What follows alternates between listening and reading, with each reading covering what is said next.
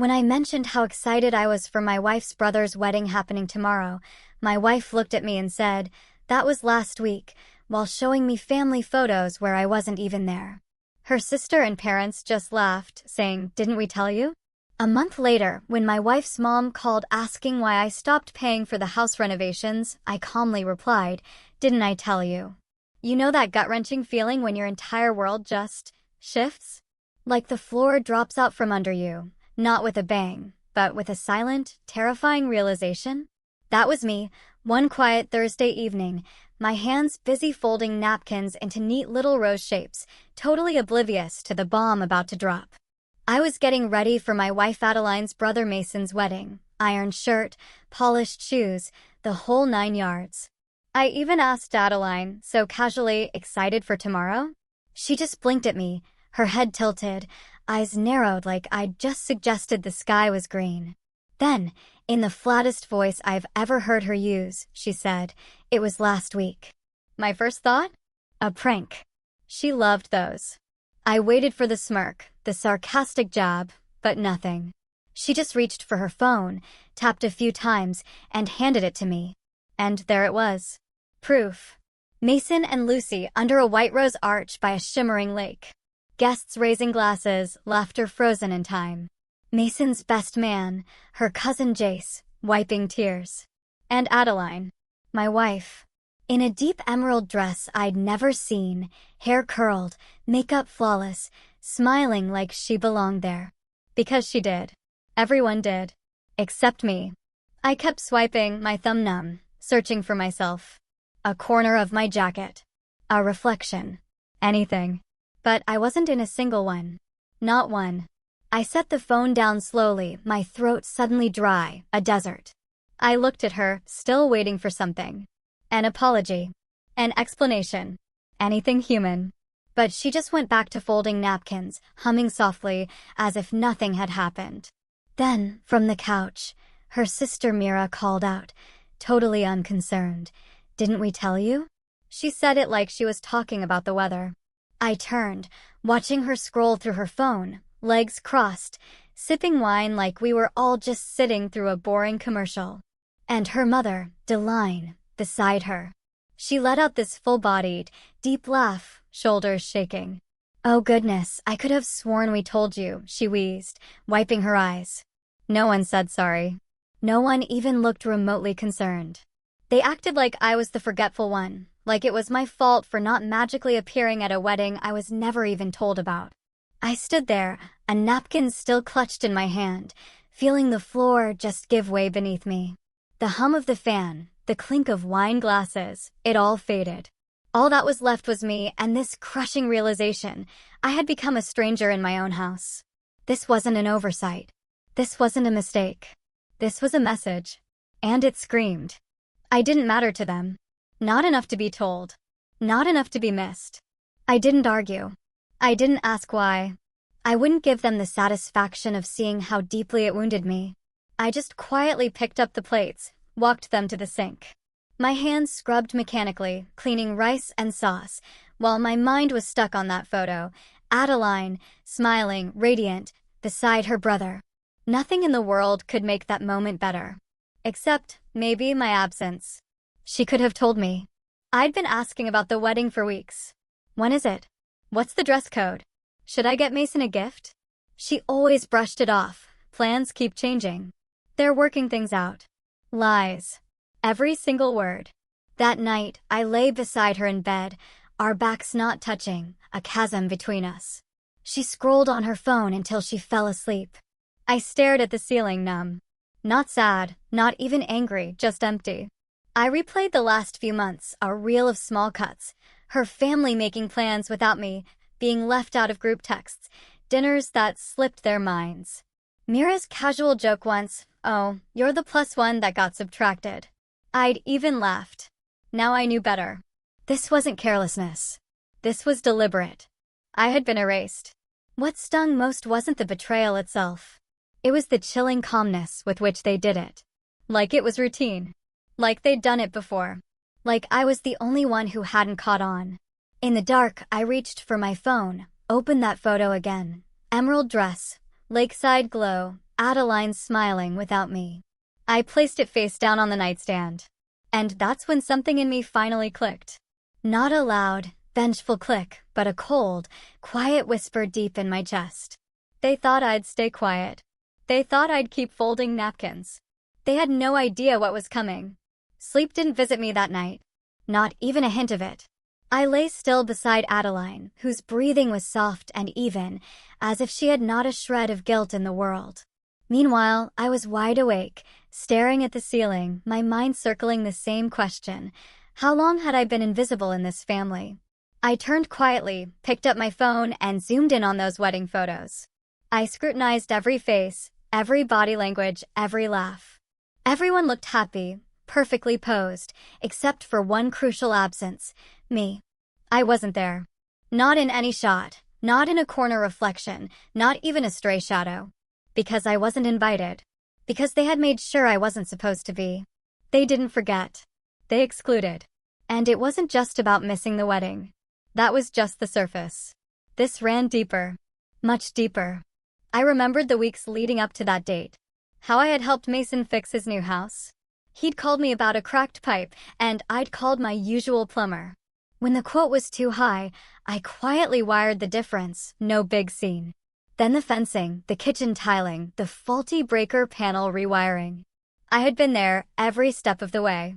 I had done it all because family helps family, or so I thought. Now I realized what I had truly been: useful. Not loved, not included, just useful.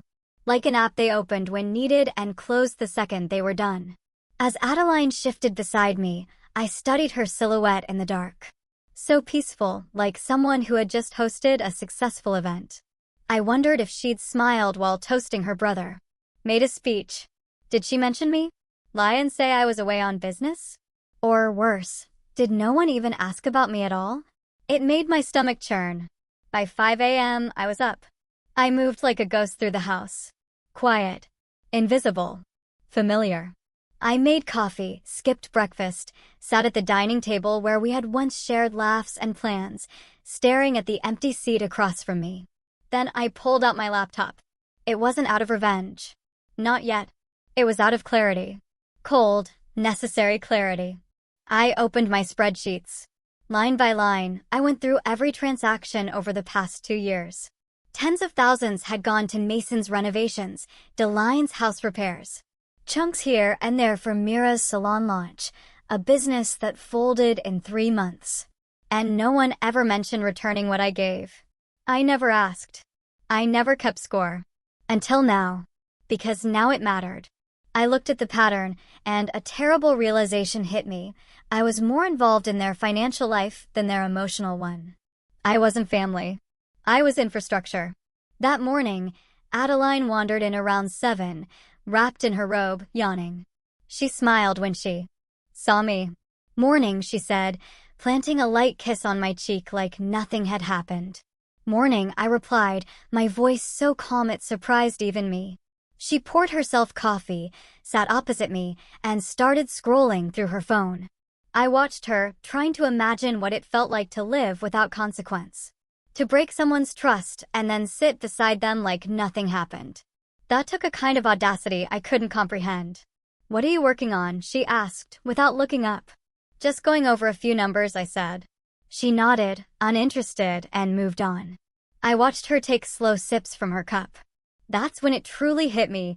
She didn't expect me to question anything. Not the wedding, not the photos, not even my absence from a day any decent partner would have been part of. And that's when the quiet started hardening inside me. The kind of quiet that isn't weak. The kind that observes, that calculates, that makes a decision. I didn't confront her. I didn't shout. What good would that do? Her mother would laugh it off. Mira would roll her eyes and say I was being sensitive. Mason would shrug and pretend he had no idea. And Adeline would just blink and say something hollow like, I didn't think it mattered. I had become a ghost in my own marriage. Present in form, but erased from meaning. So I decided I would play the part. From that day on, I moved differently. I stopped talking during dinner. She didn't seem to notice. I stopped suggesting family plans. She didn't seem to care. When her mother called and left her phone on speaker, I just listened. I took in the way Deline referred to me like an outsider. What does he think about that? Is he going to pay for it? Tell him we'll call when we need him. They spoke about me like I wasn't in the room. So, I became exactly what they treated me as, unseen. But inside, I was wide awake. I didn't know what I was planning yet. All I knew was something had shifted. Something permanent. And it wasn't about anger. It was about awareness. They had counted on me being dependable, quiet, forgiving, predictable. But that chapter had ended. They just didn't know it yet. It was a sunny Sunday when I made the mistake of driving past Mira's house. I hadn't been invited, of course. But something pulled me that way. Maybe curiosity. Maybe the ache of wanting to believe I was still part of something. Maybe just foolish habit. I don't know. What I do know is that as I slowed near her driveway, the same familiar cars were lined up. Mira's red coupe, Deline's clunky SUV, Mason's new silver sedan. I recognized them all instantly, like names on a guest list I was never added to. And through the open windows, I heard laughter. Genuine, easy laughter. I sat in my car across the street and just listened. The clinking of dishes, chairs scooting, music turned up. Bacon. I could smell bacon from my window. I'd cooked it for them before. Mira liked hers crispy. Deline always scolded me for burning the edges. I used to think that meant she cared. But that morning, sitting there in a car I paid for, parked near a home I helped renovate, something truly cracked in me. They were celebrating again. Together. And once again, I was the ghost they never spoke of. I stared at the sidewalk for a long time. People passed by walking dogs, pushing strollers. Normal life kept moving while I sat paralyzed by the truth that had been growing louder with each passing day. They never considered me family. I was the man who paid. That's it. Mira's husband, Grant, had called me 3 months ago when their hot water heater burst. Said he didn't know who else to call. I had a guy there in an hour. Paid the bill, too, because Grant was waiting on a client payment and Mira was stressed. Then there were the new windows at Deline's house. Old ones leaked. I'd arranged the contractor, wired the deposit myself. No one thanked me. They acted like it was expected, like breathing. And I let them. I didn't want to admit that. But sitting in that car, watching Mira's front door swing open to reveal trays of food and happy people with wine glasses, I understood what I had become. I wasn't a member of their circle. I was a resource, a backup plan, a wallet that smiled. And they didn't even have the decency to pretend otherwise. I drove off in silence, passing familiar streets, landmarks that used to make me smile, like the bench Adeline and I once sat on after our first real fight. Now everything felt hollow. Every corner had a memory that had been edited, bleached of warmth. When I got home, I didn't go inside right away. I stood in the driveway, hands in my pockets, looking at the house I once thought of as ours. But even it had started to feel borrowed, temporary, like the key in my hand unlocked something I no longer had a place in. I walked through the door quietly. The living room was empty. A pile of shopping bags sat near the stairs.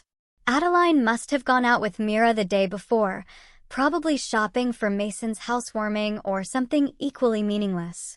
I didn't ask. I didn't want to give her the opportunity to lie. Instead, I poured myself a glass of water, went into the study, and called Theo. Theo and I had been friends since college. He was a lawyer now. Sharp, precise, and more loyal than anyone I'd ever met. He'd been the best man at my wedding, though no one from Adeline's side ever really warmed up to him. Too blunt, they said. Too serious. But I'd take blunt over fake any day. Long time, he said when he picked up. Everything all right? No, I said, but it will be. He didn't press. Just waited. I told him everything. About the wedding, the laughter, the photos, about sitting outside Mira's brunch like an idiot, hoping someone might call. I told him about the money, the repairs, the family that had silently cut me out while still dipping into my pockets like it was tradition. There was a long pause on his end. Then he asked, "You want out?" I didn't answer right away. I stared at the window, watching a squirrel run along the fence line. "No," I said. Finally. "I want silence." He was quiet for a moment, then said, "You don't want to confront them?" I shook my head, even though he couldn't see me. They don't deserve confrontation. They'll spin it, laugh it off, twist my words.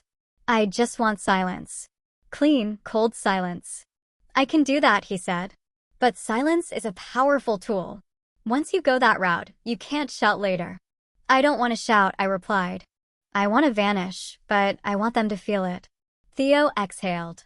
All right, let's get to work then.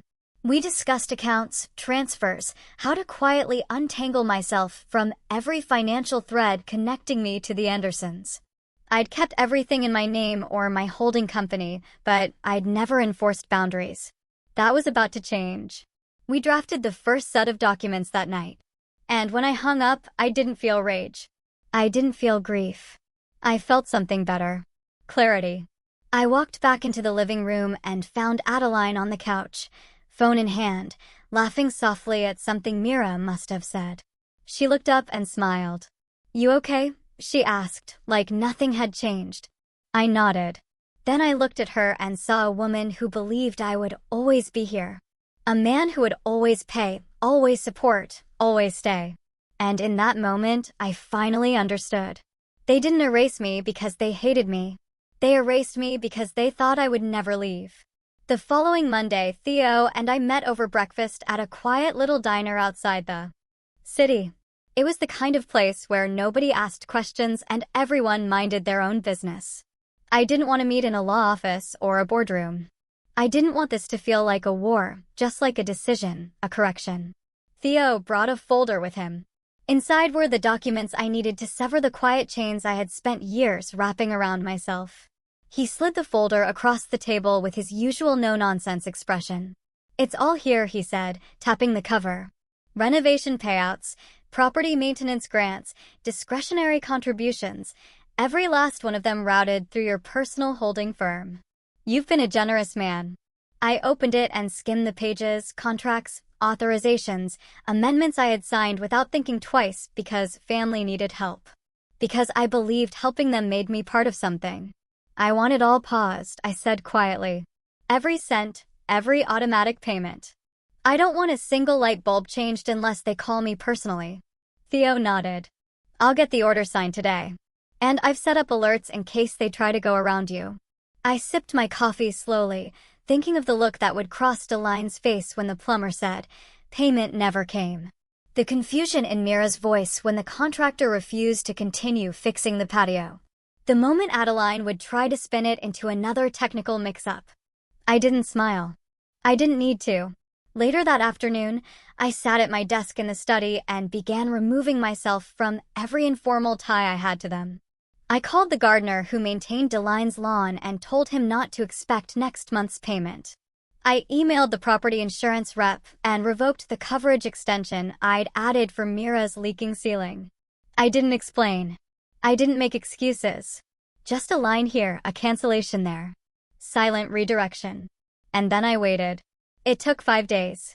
On the 6th morning, I was having coffee on the porch when my phone buzzed. Delaine's name lit up the screen. I stared at it, let it ring until the final chime, and then picked up. I wasn't angry.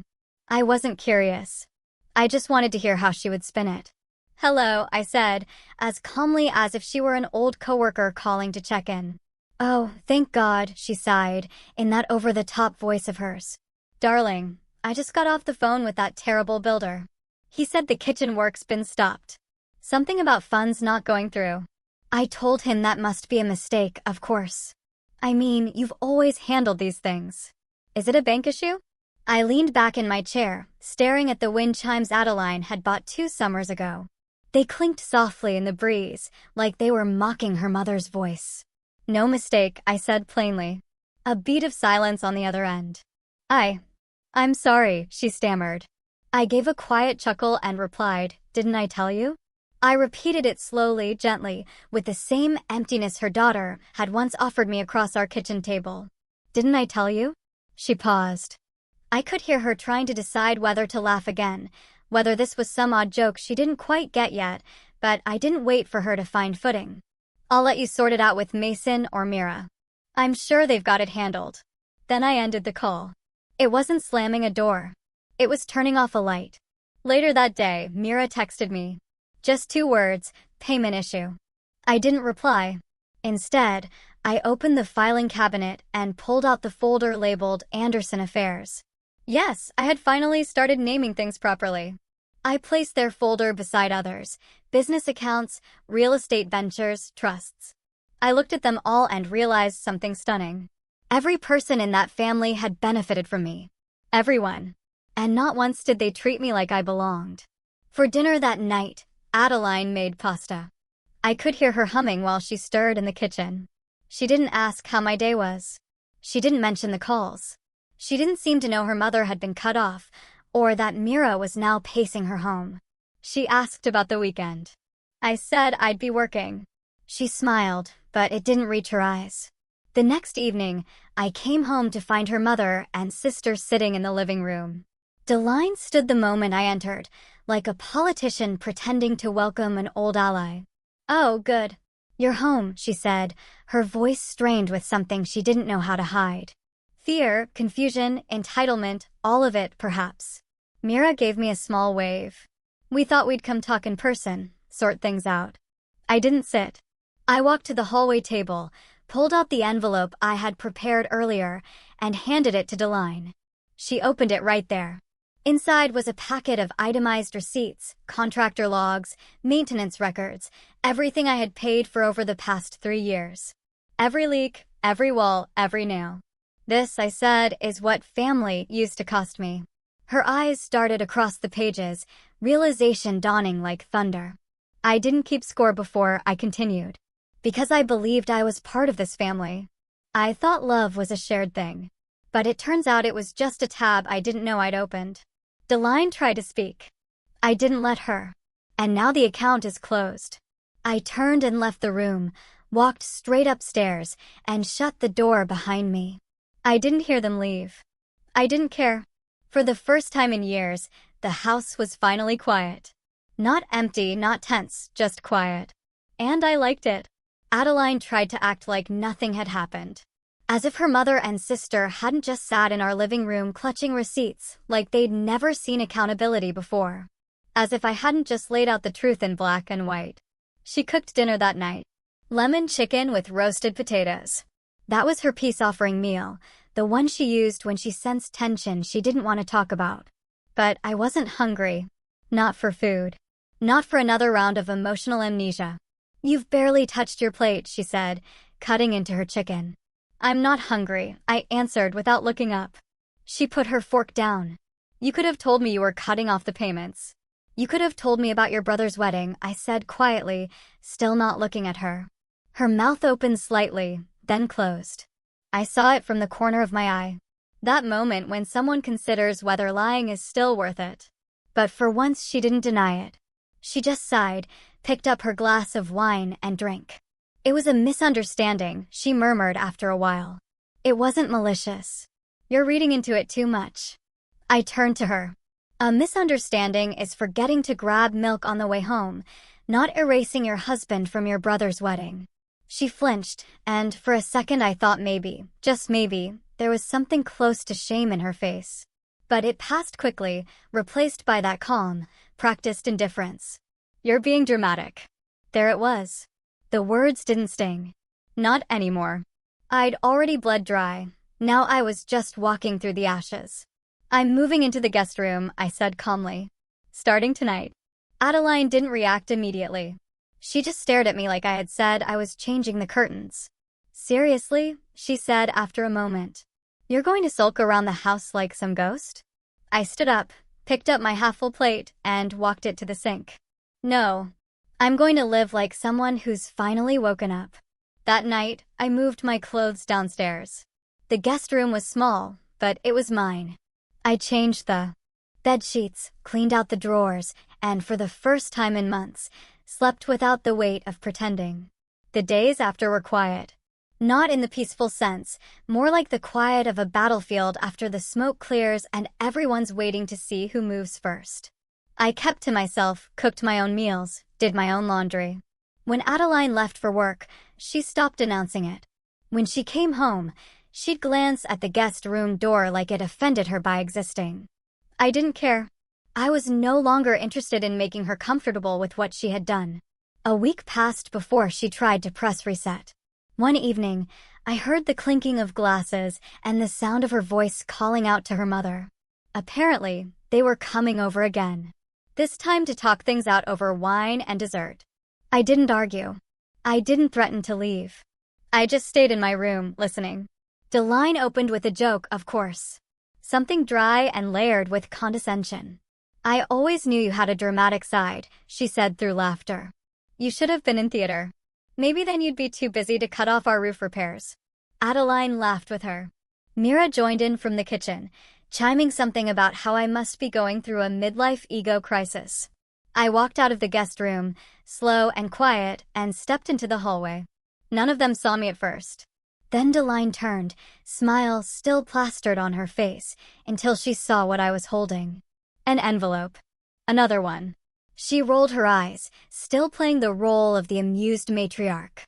"Is this another bill breakdown, sweetheart?" "No," I said. "This one's on the house." I walked to the coffee table and placed it down between the wine glasses.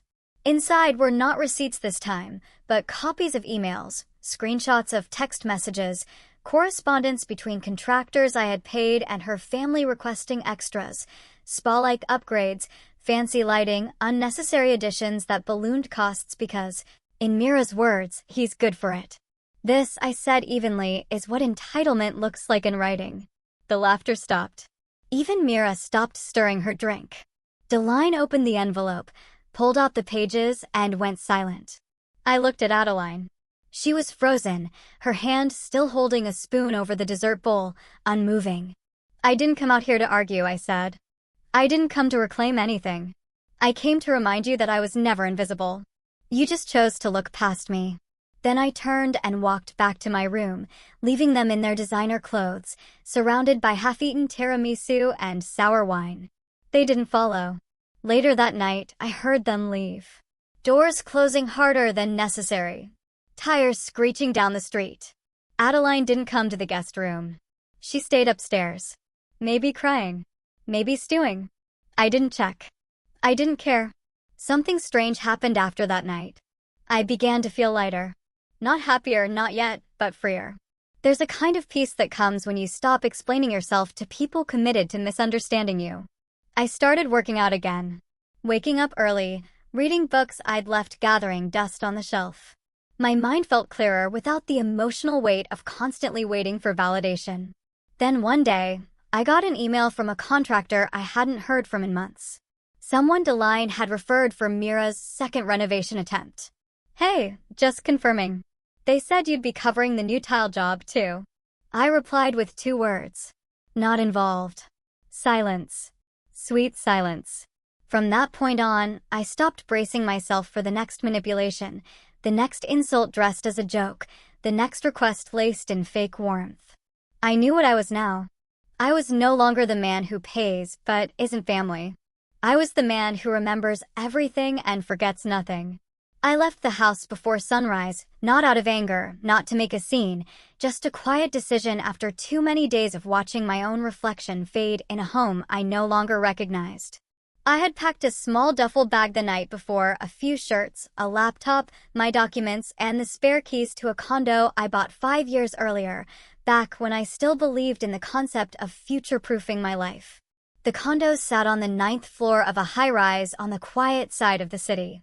It had floor-to-ceiling windows, a view of the skyline, and the one thing I hadn't realized I missed until I opened the door: space to breathe. The silence there was different. Not the tense kind that sat between 2 people in a house that had grown too big with emotional distance. No, this silence was clean. It was mine. I dropped my bag, exhaled, and let the weight of months fall off my shoulders all at once. For the first time in years, I was alone with my thoughts, and they weren't screaming. Adeline didn't call. Not that day. Not the next. Maybe she assumed it was another phase. A silent protest that would end with me crawling back to her side like I always had. Or maybe she simply didn't notice. I wasn't sure which truth hurt more. 3 days passed before my phone buzzed. It was Mira. "We need help finishing the foundation work at Mom's place. You know she's getting older. This delay is stressing her out." "No, hi. No, how are you?" No acknowledgement of the last conversation. Just another request. Another assumption. I stared at the message for a few seconds. Then I tapped the call button. She answered on the second ring, as chipper as ever. "I knew you'd call back," she said with a smug little laugh. "Seriously though, the builder is being difficult. He says without a new deposit, he won't finish." "I'm sure Mason can handle it," I interrupted calmly. There was a pause. "Mason?" she asked. "But he had a lovely wedding, didn't he?" I continued. She didn't speak. I let the silence stretch. I wanted her to feel what I had been feeling for months. That tight, sinking quiet when someone forgets you on purpose. When they leave you behind and pretend it was an accident. The line clicked. She had hung up. I smiled. Not a cruel smile, just one of realization. The thing about silence is that once you stop feeling it for other people, it becomes a weapon they don't know how to defend against. They're used to your yes, your convenience, your explanations. When those disappear, so does their control. Days passed. No more calls from Mira. No texts from Deline. Not a single word from Adeline. And for once, I didn't wait by the phone. Instead, I worked. I set up my desk near the window. I opened projects I'd been meaning to start for years. I cleaned out my inbox, caught up with old clients. I even reached out to a few nonprofits that had been sitting on my radar. It wasn't about proving anything. It was about living in my own name again. I cooked my own meals, played jazz in the mornings, and sometimes just sat in silence, staring at the skyline, thinking about nothing in particular. That, to me, was the greatest shift. I wasn't constantly rehearsing arguments in my head anymore. I wasn't defending myself to ghosts. One afternoon, I walked to the cafe down the street. A new barista named Jen took my order. She smiled when I told her my name, scribbled it on the cup, and said, "Nice to see a regular face." "Most folks around here just glare at their phones," I said, trying not to be one of them anymore. She grinned. "Good luck." That night, I checked my phone again. Still nothing, but it didn't feel like punishment anymore. It felt like peace. And just when I thought they'd finally decided to leave me be, Deline called again. This time, her voice was different. Edgy, forced calm wrapped in panic. "The roof is leaking," she said without preamble. "The builder is threatening legal action." What is going on? I didn't even know there was a new contract. "They said it was under your name." She sounded like a woman who had lost control of the narrative. And for the first time, I didn't. I never called her back. Not because I wanted to hurt her, but because I needed to protect myself from becoming their crutch again. That same day, I got a text from Adeline. It was long, too long. I didn't even read it all the way through. Just skimmed over phrases like, "I didn't know it would get this bad," and "there's still family, and we shouldn't let money destroy everything." Money didn't destroy anything. Silence did. Entitlement did. The belief that I would never push back did. That evening, I poured myself a glass of wine and stood by my window. Below, the city moved on, without any awareness of the storm circling the Anderson name. The same people who once laughed behind my back were now realizing that they had built their comfort on foundations they didn't own. A few days later, Adeline showed up again. She didn't text, didn't call, just knocked. I saw her through the peephole, hair tied back, no makeup, wearing the navy blue sweater I bought her 3 birthdays ago. I opened the door slowly. She didn't say anything for a few seconds. Just looked at me, searching. "Can I come in?" she asked. I let her. She sat on the edge of the couch like she had during her first visit. Only now her shoulders slumped with something heavier. "We're in trouble," she said. "I know," I replied. She glanced up at me, surprised I wasn't offering comfort. I didn't move to sit beside her. I stayed standing. "They're falling apart. Mom can't refinance the house because of the lien. Mira's business partner backed out. Mason and Lucy are fighting almost every day. It's like everything is just breaking." I nodded. Because it was never built properly. She blinked, stunned at my calm. "I didn't come here to beg," she said finally. "I just needed you to know that it's not all jokes and brunches anymore. We're dealing with real things now." "Good," I said. "Real things are overdue." She flinched a little. "You think we deserve this?" "I think consequences are part of adulthood," I answered. And I think when you leave someone out repeatedly, cruelly, carelessly, you don't get to act shocked when they stop playing their part. She went quiet again. I came to ask for dinner, she said finally. Not a favor. Not money. Just one dinner. Just to talk. I tilted my head, studied her for a second, and then said, I'll think about it. The next day, I didn't go to work. I took the morning off and drove past Mira's salon. It had a big for lease sign taped on the glass. I parked and stepped out just to get a closer look. The space was empty now, chairs gone, reception desk removed. A faded poster of Mira still hung in the corner window, smiling beside a curling iron and the slogan, "Confidence starts here." Ironic. I stood there for a moment, then got back into my car. Later that afternoon, I stopped by one of my commercial properties. Theo had arranged a meeting with a new tenant, an up-and-coming design firm looking for office space. I toured them through the building, shook hands, negotiated with a clear mind. It felt good, clean, purposeful. After they left, I checked my phone. 3 missed calls from Adeline and 1 voicemail. I hesitated, then hit play. I know you think I don't care. I know you think I was part of everything that happened, but I wasn't trying to hurt you. I didn't want to rock the boat. I thought it was easier to let things slide, and now everything's capsized. And I get it. Maybe I deserve this. But I do miss you. I miss how you used to take care of everything. I miss who we were before all of this. I deleted the message, not out of spite, but because I didn't want to carry her longing when she had never carried mine. That night, I cooked for myself. Steak, roasted garlic, sautéed vegetables.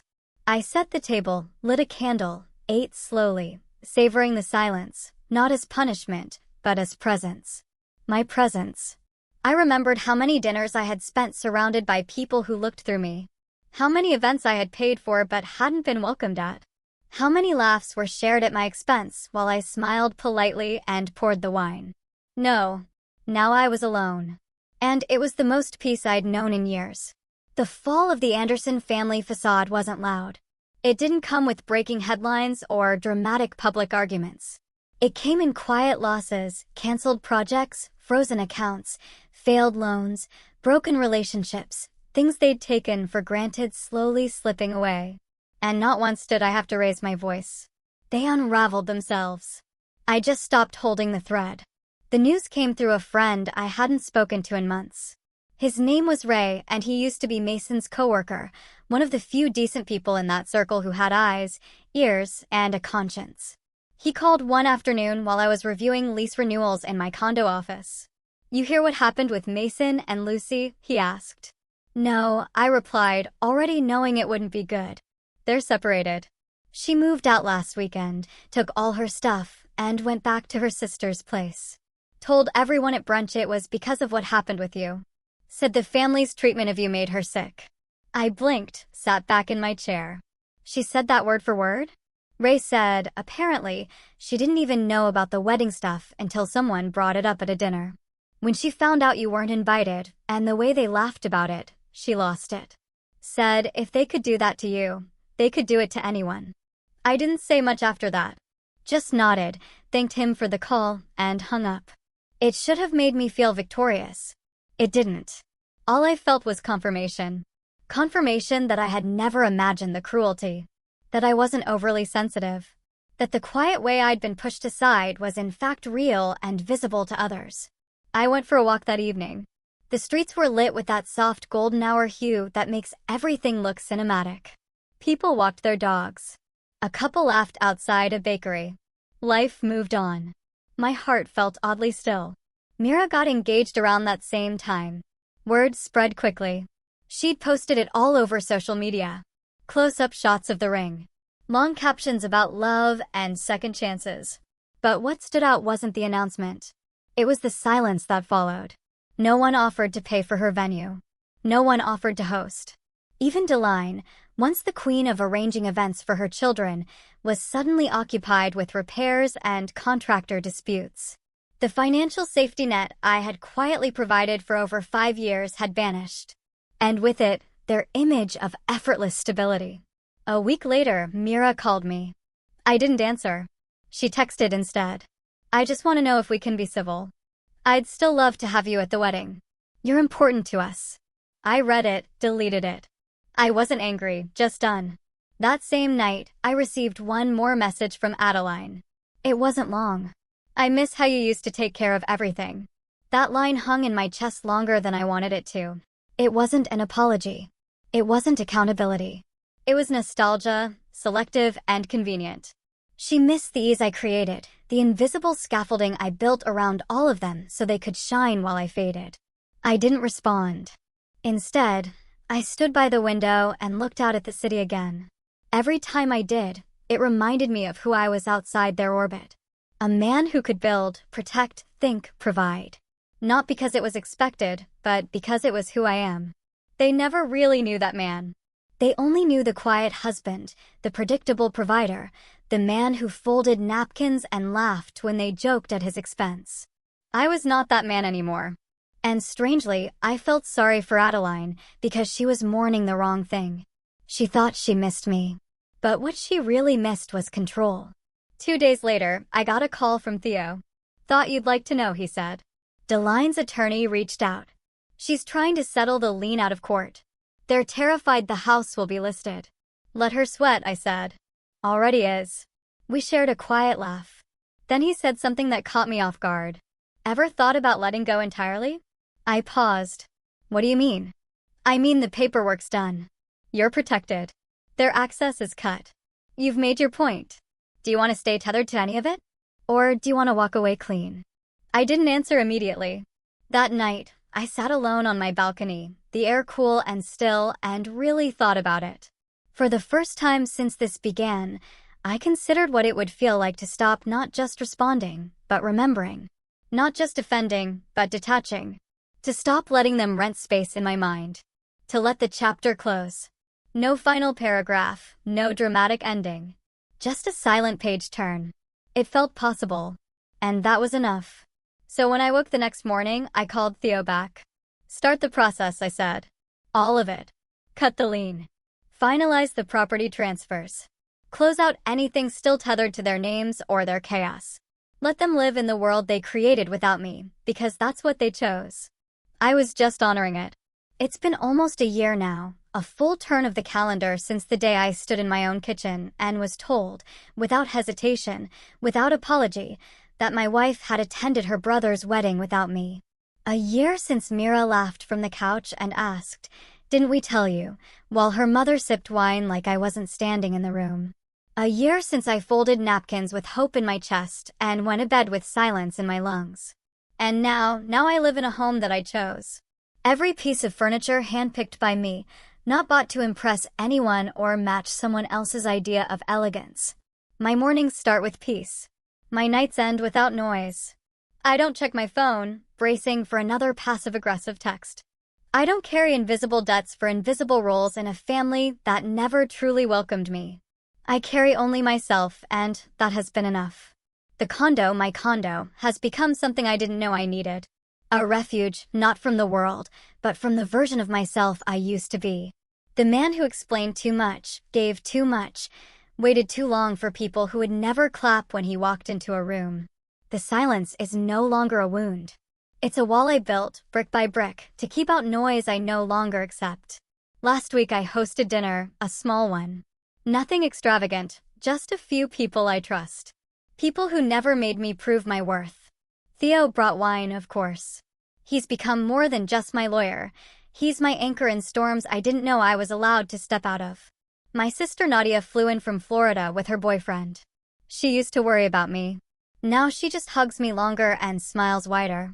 We sat around the table, my table, and passed plates without judgment, without tension, without pretending. It wasn't fancy. No caterers, no floral arrangements, no performance. Just laughter, real stories, and clean plates. Sometime after dessert, Theo leaned back in his chair and asked the question I knew was coming. Do you ever hear from Adeline's family anymore? The room got quiet. Not uncomfortably, just curiously. Everyone looked at me like they were waiting for some dramatic revelation. I smiled. Not anymore, I said. I finally got the hint. Laughter followed, warm and knowing. And that was it. The chapter closed with a single sentence. No rage, no revenge, just a fact. I hadn't blocked any of them. I hadn't sent cruel messages or broadcasted their downfall. I simply stopped showing up where I wasn't seen. Stopped carrying weight for people who would never lift mine. That was my justice. And it was enough. The next morning, I got up early and went for a walk. There's a trail near the condo that leads down to a quiet park by the water. I go there often now when I want to think, when I want to feel grounded. There's a bench I like. From there, I can see the reflection of the city skyline on the lake. The same skyline I used to stare at from my office window during sleepless nights, wondering if I was the problem. Wondering if maybe I wasn't trying hard enough to earn a seat at their table. But sitting here now, I understand what I didn't then. It was never about trying harder. It was about realizing I was trying for the wrong people. People who mistook kindness for weakness. People who saw silence as consent. People who believed being family meant being owed. I stayed in that system for so long because I thought loyalty meant endurance. But loyalty without respect is just self-abandonment dressed up in polite manners. And I'm not that man anymore. I've rebuilt my world now. Smaller, tighter, built not on obligation, but on mutual presence. No more pretending. No more squinting to find value in people who refuse to offer it freely. Sometimes I see glimpses of the Andersons in public posts. Someone tags Mason in a group photo, or Mira uploads a story about her wedding planning struggles. I scroll past, not with bitterness, but with disinterest. They live in a chapter I've already closed. Adeline. She tried reaching out a few more times. Once through email, another time through a letter she dropped off at the front desk. I read the first paragraph. That was enough. The rest I let go unread. She said she missed me, but really she missed the convenience I offered. The quiet man in the background, solving problems without being seen. That version of me is gone. Buried beneath every unpaid debt. Every inside joke that left me out. Every party I funded but was never truly invited to. And what replaced him? A man who smiles when his phone is quiet. A man who eats alone when necessary and never feels alone. A man who hosts dinners around tables he built. Chairs he chose with people who show up without needing to be convinced to care. So if anyone ever asks what happened to me, where I went, why I don't speak, why I never returned, I'll say this: I didn't leave with anger. I left with clarity. And when they finally realized what I carried, I was already gone.